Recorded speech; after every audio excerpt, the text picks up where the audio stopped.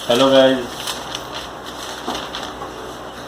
हमने theory of demand का chapter start किया था जिसमें हमने demand should, demand curve, follow demand exceptions to demand curve, means limitations and assumptions सारे कर लिए थे। आज हमने करना है change in demand. It's very very important topic, change in demand या variation in demand, variations in demand. It's very very important topic है एंड इंटरेस्टिंग टॉपिक है and very very easy to learn. सबसे पहले क्या change in demand है, क्या है, हमारी डिमांड कैसे चेंज होती है। हमारी जो डिमांड है, डिमांड का कमती या बढ़ती होना, यानी कि डिमांड का बढ़ना या डिमांड का कम होना किस फैक्टर पे डिपेंड करता है। उसके लिए हमने कम से कम 10 फैक्टर से किए थे, जिसमें 10 फैक्टर्स हैं कि हमने डिमांड उसकी सी के अकॉर्डिंग प्राइस रिलेटेड गुड्स है, सब्सिट्यूट गुड्स से, fashion, change in fashion, taste, income, वो सारे पॉइंट पड़े थे। अब उन्हीं के अकॉर्डिंग हमने देखना कि हमारी जो डिमांड में वेरिएट होता है या चेंज होता है उसको कैसे पढ़ना है, कैसे करना है। फर्स्ट वन, चलो ये लिखते हैं, है क्या है change in demand. Change in demand क्या होती है? चेंज इन डिमांड मीन्स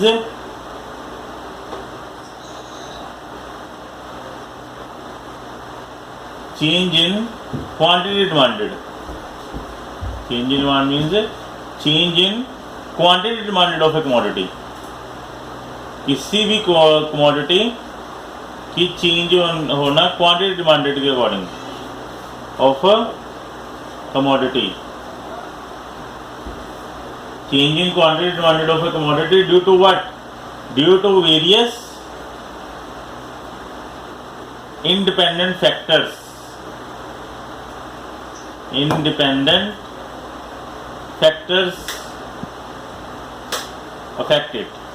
कई फैक्टर्स है जिससे हमारी चेंज इन डिमांड, हमारी डिमांड चेंज होती है। चेंज इन डिमांड को हम दो वेज में पढ़ सकते हैं। Change in demand can be studied in two ways. First one है movement in demand curve,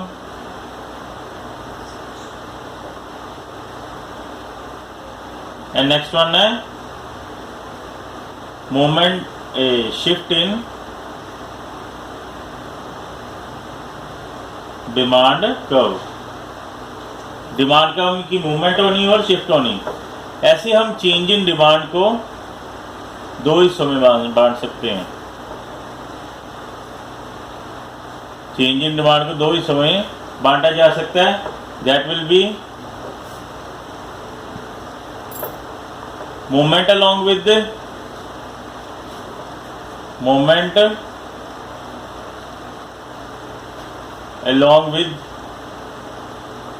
demand curve and shifting in demand curve, shift in demand curve।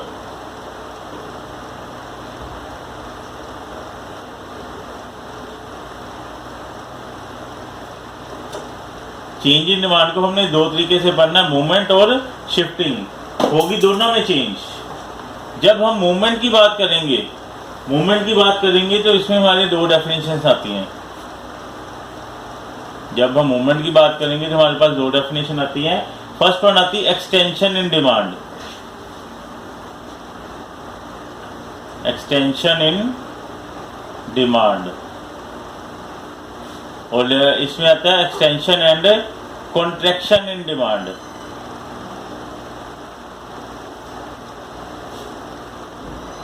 Extension and contraction in demand.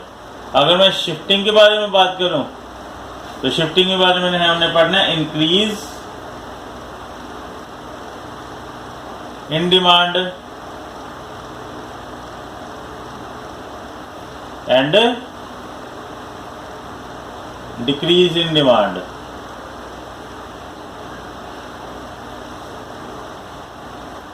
Increase in demand and decrease in demand.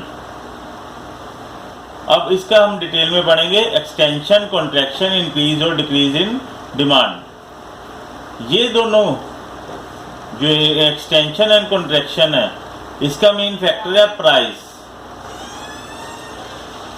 इसका main factor है price, यानी कि ये जो change होता है demand में, किसकी, ये एक्सटेंशन और कॉन्ट्रैक्शन किसकी वजह से होता है? प्राइस की वजह से। प्राइस की वजह से होता है और बाकी सारे फैक्टर रिमेन सेम रहते हैं। ये आगे डिटेल में करते हैं। और ये होता है अदर फैक्टर के चेंज होने से। This will cause shift in demand and increase और decrease in demand will caused due to the change in other factor. It is due to the change in price and it is due to the change in other factor, but wherever यहाँ पर other factor remain constant, जो other factor constant होते हैं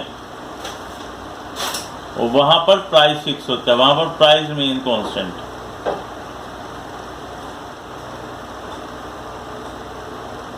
ठीक है, अब आगे इसका डिटेल में हम करेंगे। फर्स्ट वन करते हैं हम extension in demand for part 1 का। Extension in demand. अब ये एक्सटेंशन इन डिमांड क्या है? चेंज इन क्वांटिटी डिमांडेड, यानी कि जब change in demanded quantity demanded causes, यानी कि increase in demanded causes due to fall in price, कि हमारी जो quantity demanded increase in this situation, इस कंडीशन में क्या होगा? If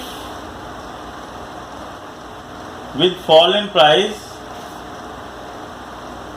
if with fall in price, price के गिरने से demand goes on increasing, increasing word लिखने से बेटर goes on rising, कि हमारी जो डिमांड है वो राइजन हो चुकी है। प्राइस के गिरने से हमारी जो डिमांड बढ़ गई है तो वो हमारी क्या कहलाती है? This situation is called, it is called extension in demand.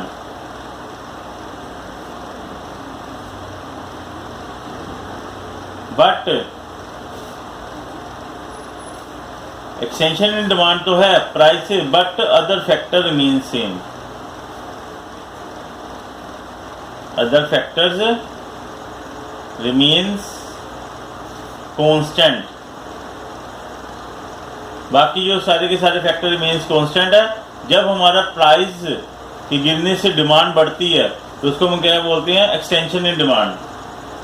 इसको हम एक एग्जांपल से लेके समझाते हैं। जैसे कि मान लो कि यहाँ पर प्राइस है और क्वांटिटी डिमांडेड है, प्राइस है और क्वांटिटी डिमांडेड। मान लो कि किसी भी चीज़ का अगर 10 रुपये प्राइस है तो हमने क्या करना है? डिमांड को बढ़ाना है। अगर किसी भी चीज़ का 10 रुपये प्राइस है तो उसके 20 यूनिट की डिमांड है। अगर मान लो कि इसी का प्राइस अगर 5 रुपये हो जाता है, अगर प्राइस 5 रुपये होते जाता है और इसी की डिमांड 40 हो जाती है, यानी कि इसमें क्या हुआ है? इस केस में price will down and demand will up. ये जो डिमांड अप हुई ना प्राइस की वजह से, due to only change in price, due to only rising fall in price, price की वजह से ये डिमांड में इंक्रीमेंट हुआ है। This increment is called extension in demand. It can never see an increase in demand, it only say extension in demand. Here demand extends not increased. यहाँ पर demand extend हुई है, इंक्रीज नहीं हुई, क्योंकि इंक्रीज की डेफिनेशन नहीं लग गया।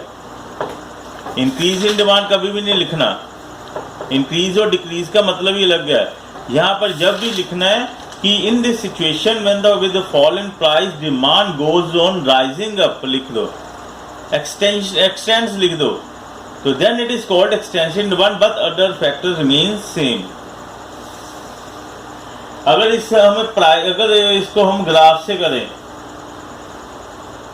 मान लो कि ये ग्राफ है, नीचे क्वांटिटी डिमांडेड है और यहां पर प्राइस है।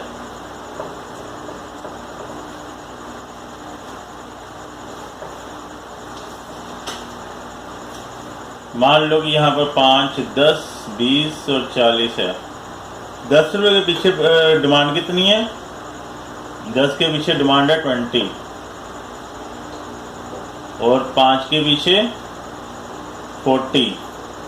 अब ये जो डिमांड है ये हमारा डिमांड कर्व है, ये DD डिमांड कर्व है। अब यहाँ पर मान लो कि अगर पहले हम इस सिचुएशन पे थे, यहाँ पर हम इस सिचुएशन पे थे, ये सिचुएशन पे पहले अगर प्राइस 10 रुपये था तो डिमांड 20 थी, तो हमारा situation on the demand graph is on point A. जैसे ही हमारा प्राइस 5 रुपये हो गया, डिमांड 40 होगी, हम हमारी सिचुएशन ए की बदल के will rise into B point. ये हमारी सिर्फ ऑन द ग्राफ मूवमेंट हुई है, movement downwards from left to right on the graph. यानी कि इसमें हम क्या देखते हैं, इन फिगर वी ऑब्जर्व, क्या हमने ऑब्जर्व किया कि there is only movement, there is only movement on the same graph, same demand curve. Demand curve पे सेम ग्राफ पे, डिमांड कर्व पे से मूवमेंट है on the same graph curve with extension where and movement is downward. Movement किस तरफ है?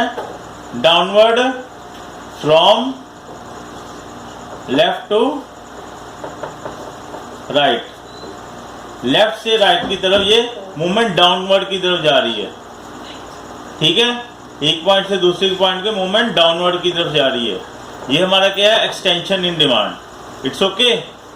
Now करेंगे हम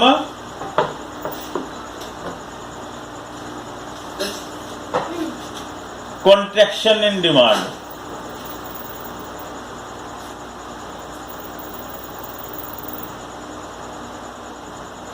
कॉन्ट्रैक्शन इन डिमांड भी बिल्कुल सेम है। कॉन्ट्रैक्शन इन डिमांड में यही लिखना, इन this situation, in this situation if with, वहां पर फॉल था, यहां पर rise, if with rise in price of A commodity, किसी कमोडिटी के अगर राइज इन प्राइस पे से the quantity demanded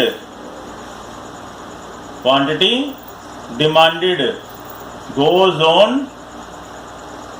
quantity demanded falls down, quantity demanded को falls down हो जाती है। other factors or things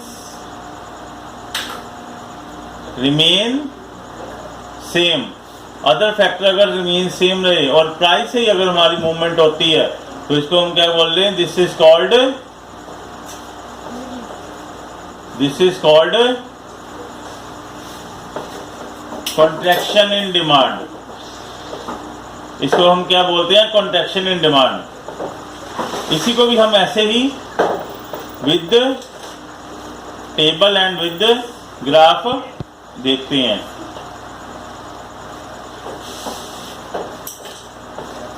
अगर यहाँ पर प्राइस 5 है, मान लो कि अगर 5 रुपये प्राइस है, हमारी 40 डिमांड थी। अगर प्राइस बढ़ जाता है तो डिमांड क्या होगी? घट जाएगी।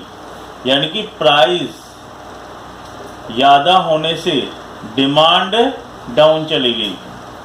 ये जो डाउनवर्ड है, डाउनवर्ड डिमांड का होना, इसी को कॉन्ट्रैक्शन बोलते हैं। कि जैसे जैसे प्राइस राइजन हो रहा है हमारी डिमांड डाउन जा रही है। अगर इसी का हम ग्राफ तैयार करें तो ऐसे सेम बनेगा 20, 40, then 5, then 10. Here is the price, here is quantity demanded. Now if 5, then demand is 40, 10 and demand is this, and join this. There is what? First situation is, first case is we are here. In the first case we are here, and when the price Ryzen, जब price बढ़ता है और हमारी demand 20 हो जाती है और हम ए से बी पॉइंट की तरफ मूव करते हैं, और यहाँ पर क्या हो रही है? जस्ट मूवमेंट हो रही है। इन द सेम केस इसी पे लिखेंगे। इन द फिगर क्या हमने ऑब्जर्व किया? We observe there is only movement along with the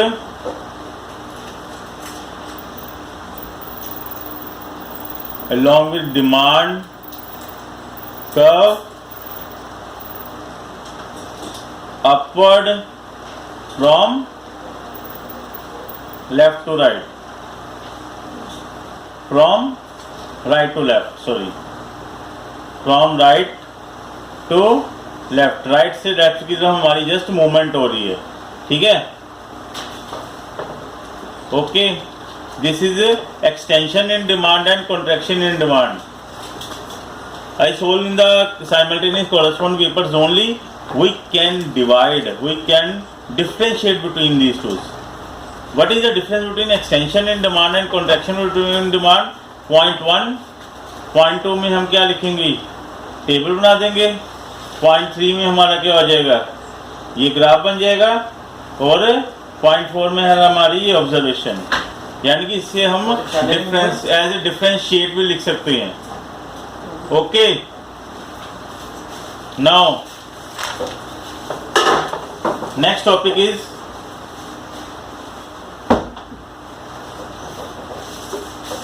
increase in demand and decrease in demand.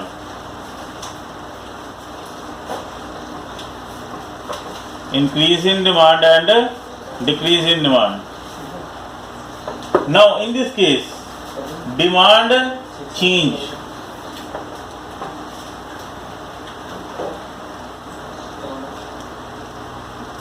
Increase in demand में क्या होता है? In this situation,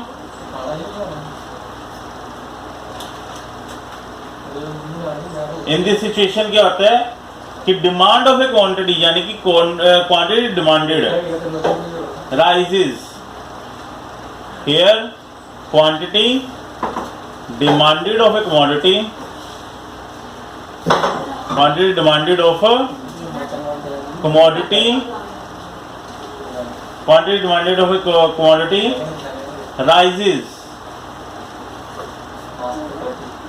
rises not only due to change in factors, change in other factors, change in factors other than price, change in factor other than price, and price remains constant. इस case में क्या होता है? Price same रहता है, price means constant, and it is called, this is called increase in demand. इसी situation को हम क्या बोलते हैं? Increase in demand. Other factors में क्या आते हैं? Example, other factors like, other factor कौन से थे? Change in fashion, taste, price of related goods,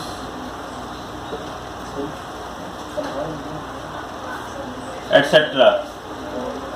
Other factors are change in fashion, taste and price of related goods. Increase in demand. This will be explained in two ways. This can be explained in two ways. इसको हम दो तरह से समझा सकते हैं. First one क्या है? Same price, more demand,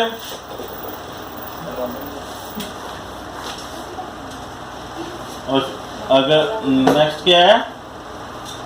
more price, same demand.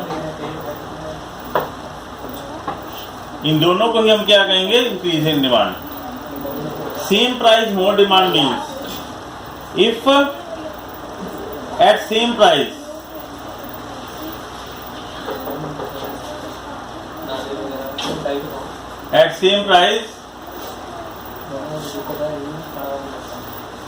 the demand increases. ये हमारे प्राइस कांस्टेंट है and demand increase due to what? Due to factors. Demand increases due to factors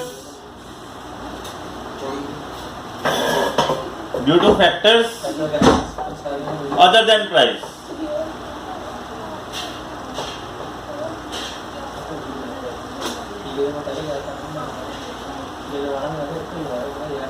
And now if with the increase in price, कि price more है, with the increase in price demand remains same.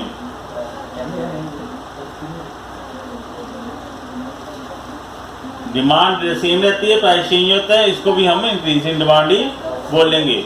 इसको अब हम table, schedule और graph में से समझाते कैसे है. जैसे कि फर्स्ट केस, ए केस, जिसमें क्या है? सेम प्राइस है और मोर डिमांड है.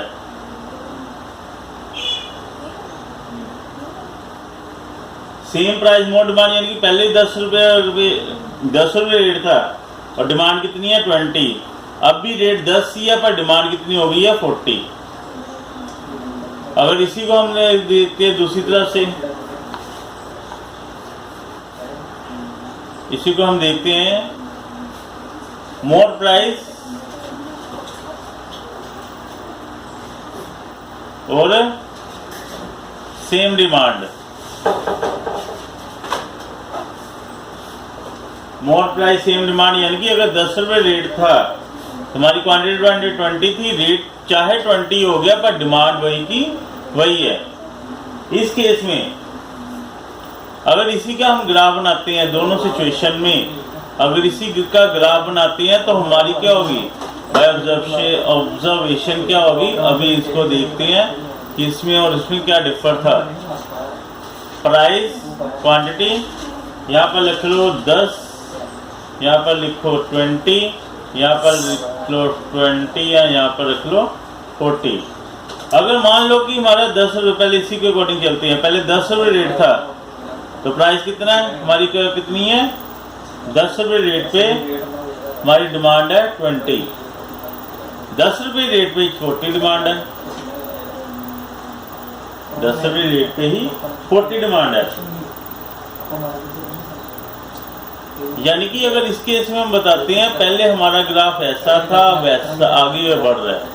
अब इसी को देखते हैं, 10 रुपये रेट था तो डिमांड थी 20. 20 रुपये रेट हो गया तो डिमांड कितनी है? फिर भी 20 है. ठीक है. यानी कि इसमें पहला ग्राफ जो बन रहा था, हमारा फर्स्ट ग्राफ था यहाँ पर और सेकंड ग्राफ ये. यानी कि ये क्या हो रही है? ये डिमांड का डी वन पे जा रहा है, यानी कि इट्स शिफ्टिंग, हमारा ग्राफ ही शिफ्ट हो गया। यानी कि बाय ऑब्जर्वेशन हमने क्या ऑब्जर्व किया, by observation with change in other factor के चेंज से आर डिमांड कर्व, हमारा जो डिमांड कर्व डी है शिफ्टेड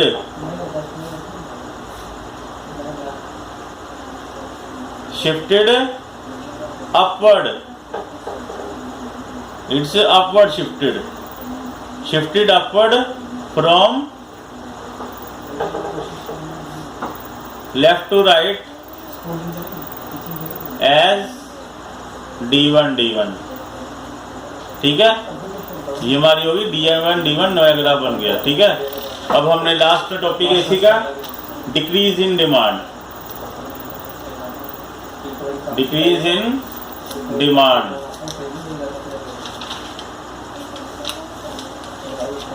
इसी तरह हम इसका डिफरेंस बिटवीन भी लिख सकते हैं, इंक्रीज, डिक्रीज, कॉन्ट्रैक्शन, एक्सटेंशन। अब इसमें क्या है,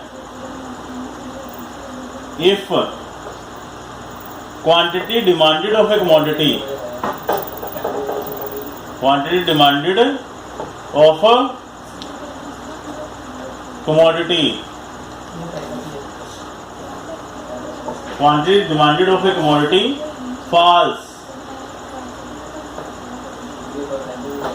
not due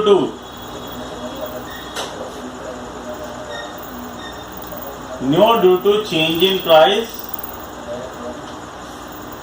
but due to other factors। यानी कि अदर फैक्टर से हमारा ये डिमांड डाउन होगी, फॉल्स डाउन होगी, तो उसको हम क्या बोल देंगे, but price remains same, price remains constant, then this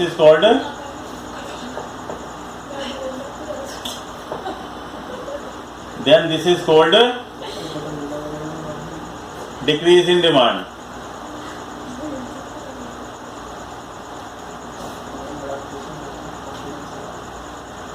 इसी को बोलते हैं decrease in demand. This can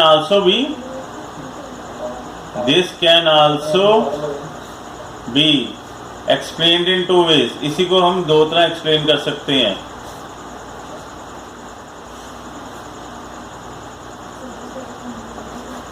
जैसे इसमें सेम प्राइस और मोर डिमांड था, मोर प्राइस और सेम डिमांड था। इसी में सेम प्राइस और less demand,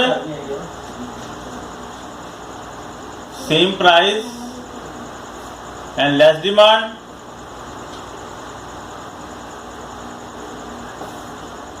and second one lower price and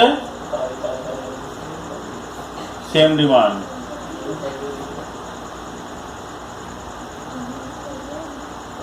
same इधर है, इफ एट सेम प्राइस, अगर सेम प्राइस पे at the same price demand false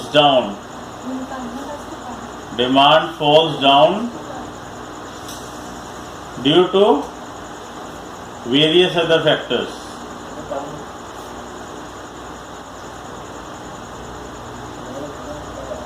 and here at the if with the fall in price,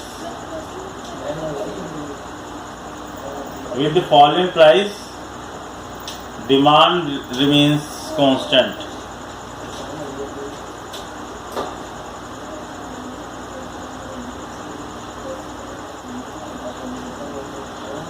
इसी को अब table के according देखिए तो हमारा सबसे पहले है same price and less demand. यानी कि प्राइस 10 रुपये ही है पर डिमांड कम हो गई है। यहाँ सेकंड केस है less price and same demand.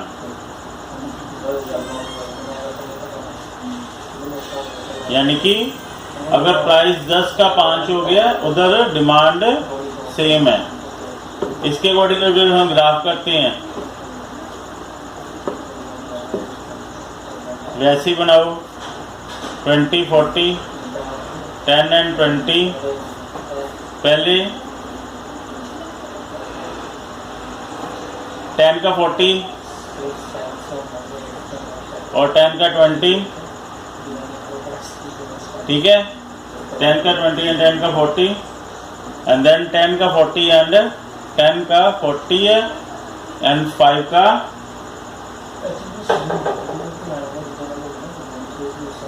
अब यहाँ पर ध्यान से देखो, हमारा ये जो ग्राफ है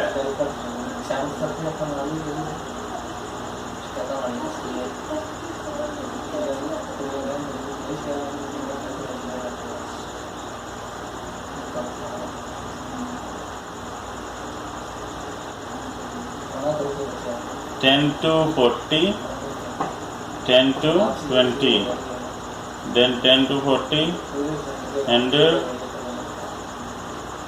5 to सॉरी यहाँ पर 5 लिखना है और यहाँ पर 10 है। 10 to 40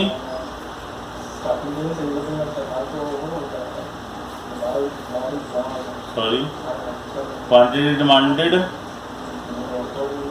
और यहाँ पर प्राइस, यहाँ पर 20, यहाँ पर 40, यहाँ पर 5 रख लो, यहाँ पर 10 रख लो। 10 में तो 40 डिमांड है, 10 की डिमांड कितनी है 40, यानी कि 10 पे 40 भी है और इसी 10 पे 20 भी है। 10 पे 40 भी है, इसी 10 पे 20 भी है। एक ये वाला ग्राफ पहले यहाँ बन रहा था, अब वो यहाँ बन रहा है। अब इसी के बाद देखते हैं 10 का 40 ये तो सेम है, 5 का 20, 5 का 20 यानी कि ये जो ग्राफ बन रहे हैं ये हमारा क्या जा रहा है इस केस में, पहले भी यहाँ से नीचे जा रहा है, उसी केस में दोनों तरफ से नीचे जा रहा है। पहले 10 से 20 यहाँ पर था, इसी के नीचे आ गया, फिर 10 to 40 एंड 5 to 20, पहले 10 से 40 पे था और 5 रेट हो गया, फिर भी 40 है।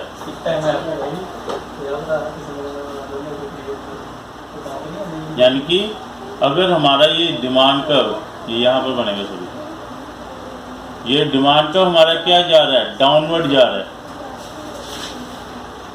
इसी डिमांड का डाउनवर्ड होना ही, यानी कि ये डिमांड का डाउनवर्ड होना ही इसको क्या बोलते हैं, हमारी शिफ्टिंग हो रही है। ये पहले डी डिमांड का था, अब D1 हो गया। It's what, it is decrease, shift downwards, here shifting downwards, shifting downwards from right to left, right to left. Now it finishes our law of demand chapter, and now going to start with the next topic in the next lecture. Thank you.